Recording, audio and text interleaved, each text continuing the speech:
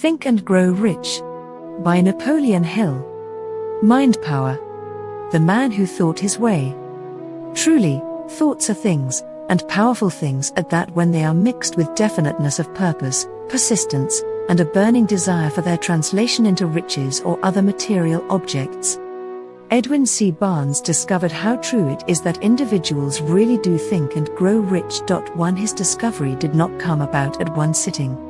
It came little by little, beginning with a burning desire to become a business associate of the great Thomas Alva Edison. One of the chief characteristics of Barnes' desire was that it was definite. He wanted to work with Edison, not for him. Observe carefully the description of how he went about translating his desire into reality, and you will have a better understanding of the 13 steps which lead to riches. When this desire, or impulse of thought, first flashed into Barnes' mind, he was in no position to act upon it. Two difficulties stood in his way. He did not know Mr. Edison, and he did not have enough money to pay his railroad fare to Orange, New Jersey, where Mr. Edison's laboratories were located. These difficulties were sufficient to have discouraged the majority of people from making any attempt to carry out the desire. But his was no ordinary desire. He was so determined to find a way to carry out his desire that he finally decided to travel by blind baggage, rather than be defeated. In other words, he went to East Orange on a freight train. He presented himself at Mr. Edison's laboratory and announced he had come to go into business with the inventor. Years later, in speaking of the first meeting between Barnes and Edison, Mr. Edison said, "He stood there before me looking like an ordinary tramp, but there was something in the expression of his face which conveyed the impression that he was determined to get what he had come after."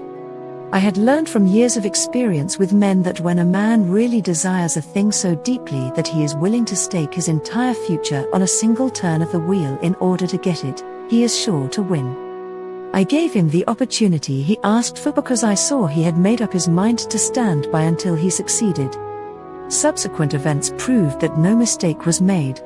Just what young Barnes said to Mr. Edison on that occasion was far less important than that which he thought. Edison himself said so. It could not have been the young man's appearance which got him his start in the Edison office, for that was definitely against him. It was what he thought that counted.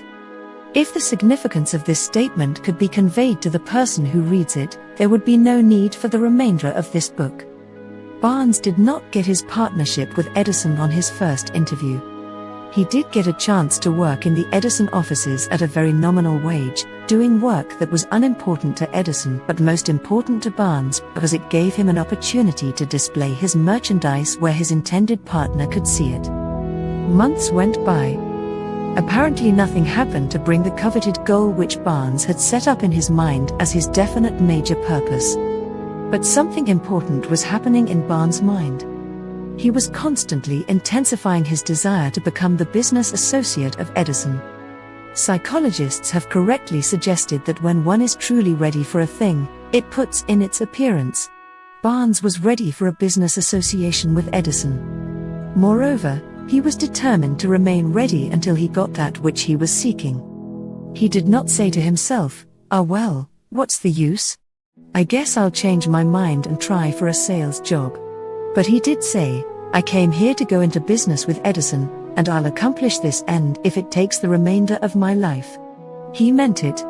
What a different story people would have to tell if only they would adopt a definite purpose and stand by that purpose until it had time to become an all-consuming obsession. Maybe young Barnes did not know it at the time, but his bulldog determination, his persistence in standing back of a single desire, was destined to mow down all opposition and bring him the opportunity he was seeking. When the opportunity came, it appeared in a different form and from a different direction than Barnes had expected. That is one of the tricks of opportunity. It has a sly habit of slipping in by the back door, and it often comes disguised in the form of misfortune or temporary defeat. Perhaps this is why so many fail to recognize opportunity. Mr. Edison had just perfected a new office device, known at that time as the Edison dictating machine, later the Ediphone. His sales staff were not enthusiastic about it. They did not believe it could be sold without great effort. Barnes saw his opportunity. It had crawled in quietly, hidden in an odd-looking machine which interested no one but Barnes and the inventor. Barnes knew he could sell the Edison dictating machine. He suggested this to Edison and promptly got his chance. He did sell the machine. In fact, he sold it so successfully that Edison gave him a contract to distribute and market it all over the nation. Out of that business association grew the famous slogan made by Edison and installed by Barnes. The business alliance was a great success for more than 3 decades. Out of it, Barnes made himself rich in money, but he did something infinitely greater. He proved that one really can think and grow rich.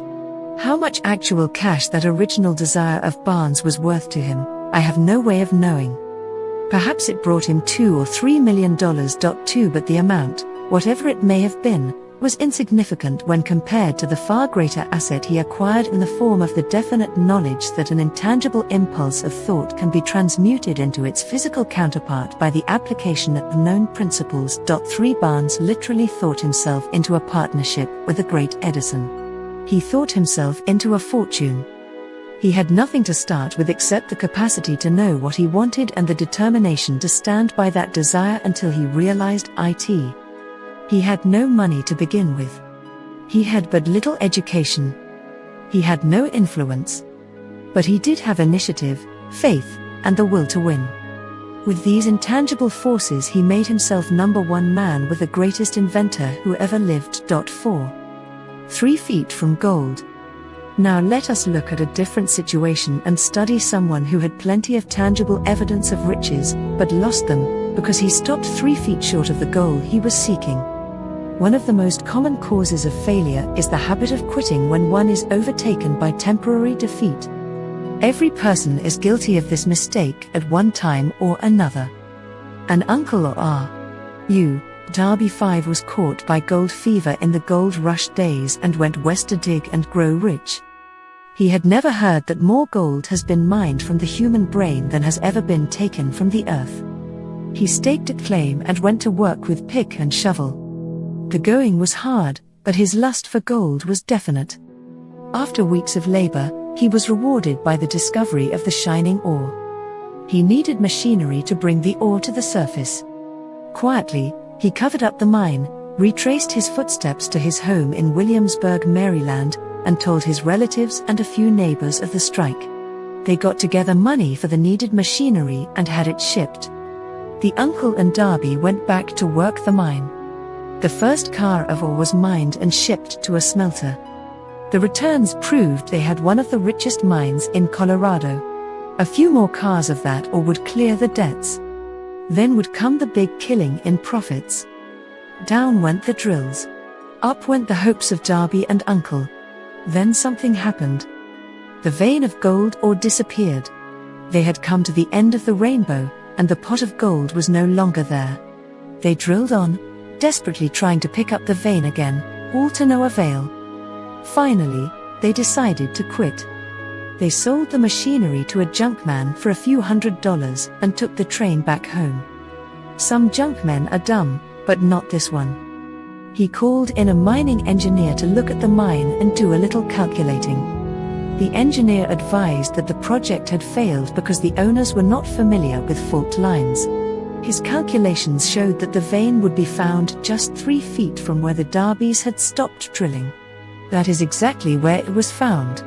The junkman took millions of dollars in ore from the mine because he knew enough to seek expert counsel before giving up. Most of the money which went into the machinery was procured through the efforts of R.U. Darby, who was then a very young man. The money came from his relatives and neighbors because of their faith in him. He paid back every dollar of it, although he was years in doing so. Long afterward, Mr. Darby recouped his loss many times over when he made the discovery that desire can be transmuted into gold. The discovery came after he went into the business of selling life insurance.